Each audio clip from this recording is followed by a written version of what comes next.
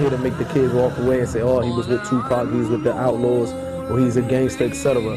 Hopefully, by me telling my life story will only be a way where some of the kids can take a lesson from it and be happy and proud that Allah guided us to the religion of Islam. At the age of 3, I witnessed both of my parents get murdered in front of me. I also got shot in the foot during the killing of my mother and father. One of the guys who killed my parents, he was very close to my father, to the point that they was like brothers, and he also looked to the parents of my father as if they was his own parents. After the death of my mother and father, me and my brother, I had a 6-month-old brother in the house at the time, and I had a 3-year-old brother in the house at the time.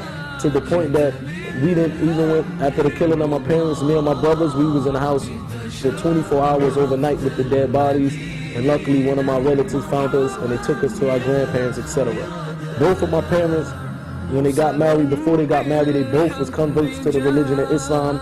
So when they had me and my brothers, alhamdulillah, we was born as Muslims, and we had Muslim parents like most of you guys are here. But growing up with my grandparents, they was Christians, so at a young age they started to make us go to church, and they forced us upon a religion of Christianity. And for me, things started to move fast in a better light.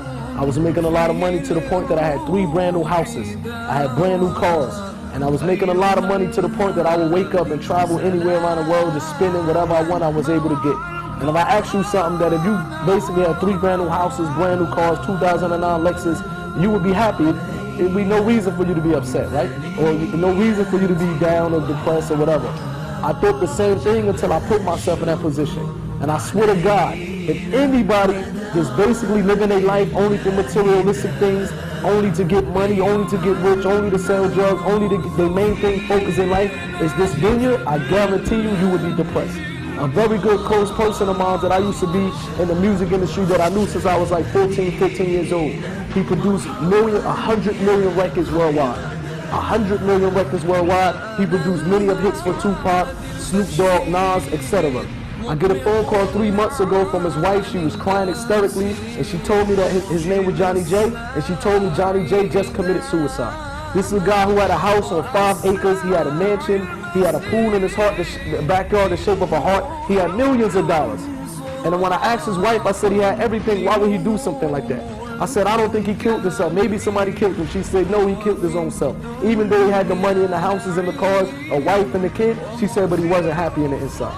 Fortunately, a lot of Muslim youth, even in this country, they putting the religion of Islam aside. They running towards a life that people like myself, people like the brother, and thousands of people in America are running away from.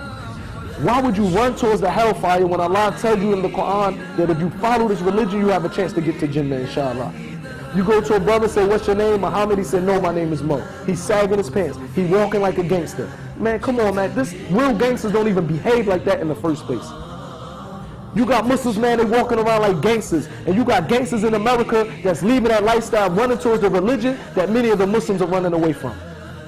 Allah doesn't need us, we need Allah. When we walk away from our religion, it's nothing for Allah to replace us with better Muslims. When you stop going to the masjid, you're not at the front row doing your salat no more, this doesn't hurt Allah one bit.